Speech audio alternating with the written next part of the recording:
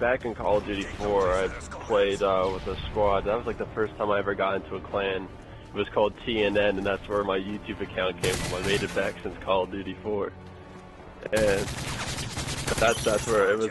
It was basically a bunch of guys, and we would play game battles. And I was like, I played Call of Duty 2 and Call of Duty 3 before, and they're all great games. But I was, I guess, more of a rifleman. Like I played sniper or the rifle type, and I was like the head glitcher at that time, starting to work out.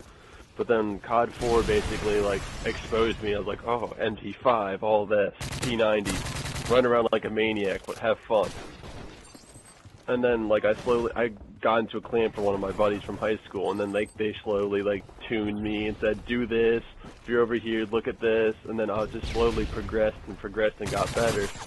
And then I made a team with a couple friends, and we just started playing I guess the pro brackets on game battles, and then we played some MLG events. And at the time there was no like Call of Duty 4 LAN tournaments or anything for MLG. It was all online. And we played pretty well on all of them. We never won a first place, I will point out. We never won first place, but we were like second, third, fourth, sometimes top 10, but they were really competitive back then.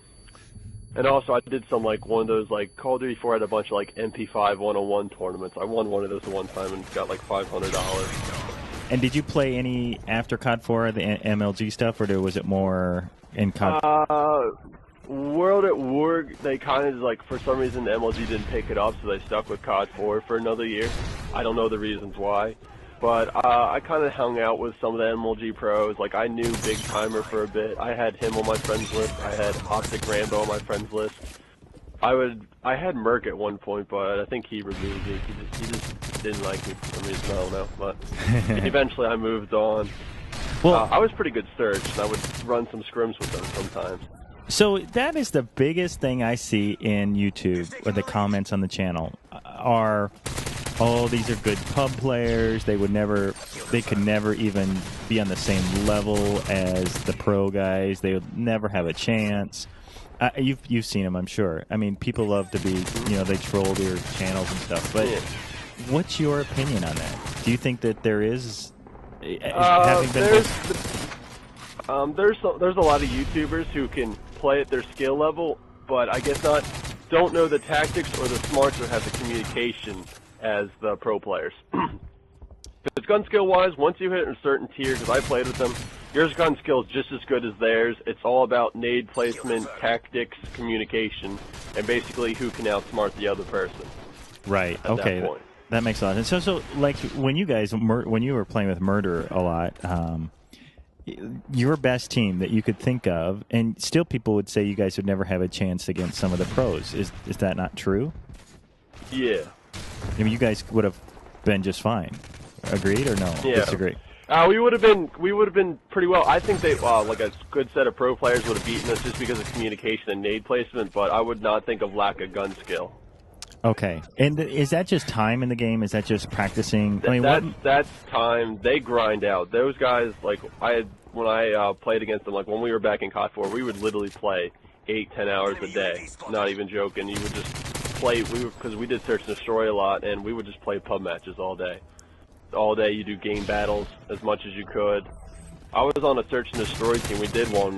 We were 3rd in the world for game battles, and we were called Grim Reapers, and we were 162-4 overall in search and destroy. How do you have tell me about your setup, your gaming setup.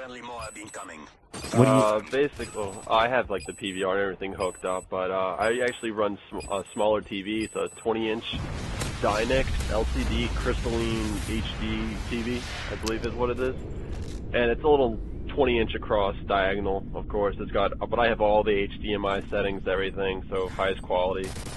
And most people would think my gaming setup looks kind of trashy because it's got cables everywhere, but. And basically, we have a bigger TV, but it's not HD, and the quality really sucks on it. So it's in it. We have a huge TV stand. It's like a big 40-inch TV, but I literally have to place my TV. I have it on top of the HD PVR box that came in with it as a little stand for it. Not joking, the actual box that the PVR came in. So it's like at least 6-7 inches off the ground. So do you play wireless or wired controller? I play a wireless controller. I used to play wired a lot, but that controller died, so I'm too cheap to spend $50 on wired one. Okay, control freaks, anything like that? Scuf controllers, nope. anything? Nope, I don't need really any of that. Just a fresh new controller. So, okay, back to your setup. So you use a small TV. Now, that is a huge... Most pub players play with big, huge HD TVs. I used to.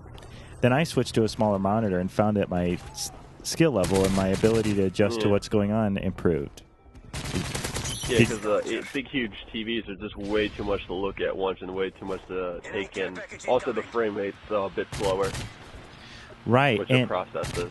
Who was it? Wings of Redemption talks about T-Rex, where you look at kind of the center of your screen and use your peripheral vision to adjust a movement. You know, less travel time across the screen. So it's interesting that a high-level player like yourself would use a small screen as well. Do you find that it's harder to you still can see players at distance and range, no problem? Yeah, just anything, like, because I have the HCT, anything a sudden movement, I'm just lock right on. Astros what kind of headset do you use? I use Turtle Beach X11s. Okay. I have like PX42, because I got sponsored by Turtle Beach back in the day, and I got like a few headsets. You like them? Yeah, I like Turtle Beach. And I've always been a fan of them. And you get them for a good price, so that's always good. Yeah. Right. I got some for free, so I can't argue. How important is it to use headsets when you play this game?